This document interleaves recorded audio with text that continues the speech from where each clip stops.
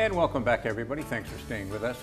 Mark Donovan's our guest. Mark is the new president of the Boilermaker Road Race, and we're talking about the Boilermaker. A little bit late into the game, was it for you? I mean, you were named in May.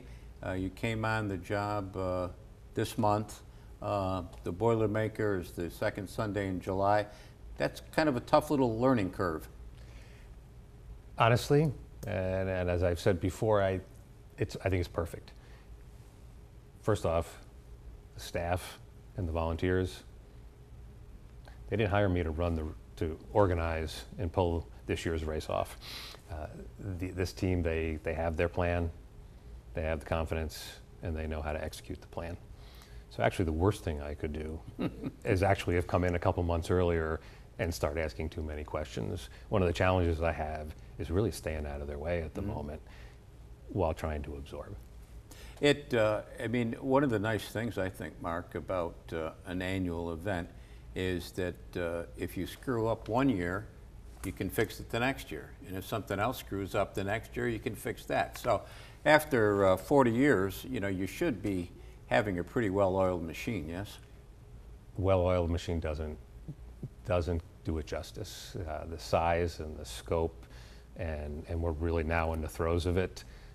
Whether it's sitting with the wheelchair committee and watching that volunteer committee operate and plan so the wheelchair athletes come and have a fantastic experience. I did that last week. It was tremendous.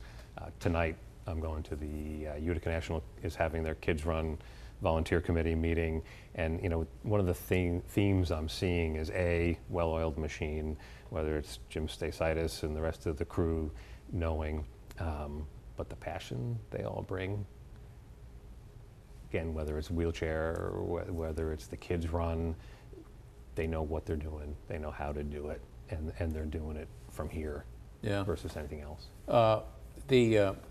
I always thought that people took ownership of their little part of the race. You know, you'd see people be very almost protective of it. This was their part of the race, and they were going to make sure that that part of the race went off well. Yeah, absolutely, and I'm on day 16 here, so I've seen really just the tip of the iceberg. I think over the next 16, 17 days leading up to July 8th, I'll be able to see the rest. You mentioned that it might be a record number of wheelchair participants this year. 44, if you got now, might get a little bit more now. Why do you, some races don't even allow wheelchair participants, number one. And number two, there don't seem to be growing the wheelchair participants. What do you think it is about this race that makes for a success there?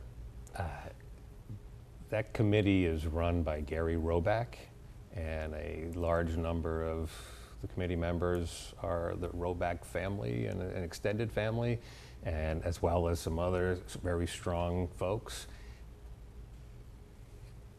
It's the passion. They're out there. They could just sit back and wait to see who's going to come. I think they're out there reaching out to wheelchair athletes, getting wheelchair athletes to spread the word amongst each other, and they come into town. They'll pick them up at the airport. They'll drive them back the next day. I mean, the service and the experience I think these wheelchair athletes have, the word continues to grow. Do you think, and it's probably too soon to ask you this question because you haven't been in charge of a year yet and with a race under your belt, but do you think that the numbers that the Boilermaker has are where they should be, or is that for the 15K and for the 5K, or is there room for that to grow? I probably have a better answer down the road a piece, but my first blush answer would be they're where they should be. Our roads are only so big. I know coming out of the gate and all the way up up to probably Proctor Park, it gets tight. And you know, at some point, at the end of the day, this is all about an experience, whether you're the 5K runner who's running competitively, or 15K runner competitively, or just casual runners. You got to be careful you don't build it out where those people, it's too crowded, they need space, and the experience changes on them. From what I'm told, we're not in a position where we could add 5,000, 10,000 more runners to this.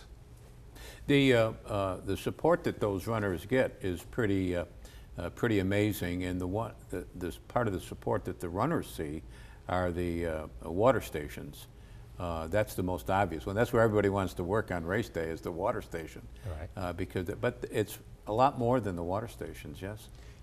Throughout the race, I think you mentioned it earlier, you have the neighborhoods that the course goes through, that these neighborhoods, they've been coming out for 40 years, and they all have their unique, they bring whatever their uniqueness is to that section of the course, as well as entertainment all the way through. That the runners, the feedback when we engage with the runners, it's everything from start to finish. I remember, I know, I'm embarrassed to tell you that I can't remember her name now, but I remember the lady, this was years ago, every year she would stand in her walker, an elderly lady, she would stand in her walker on Whitesboro Street by Harry's Break. And she was there every year. And one year I was smart enough to go back and find out where she lived. Everybody knew her and pointed me to her door. And I was over there with Earl Reed, and we brought over a Boilermaker pin and some stuff. And my question to her was, why don't you sit down?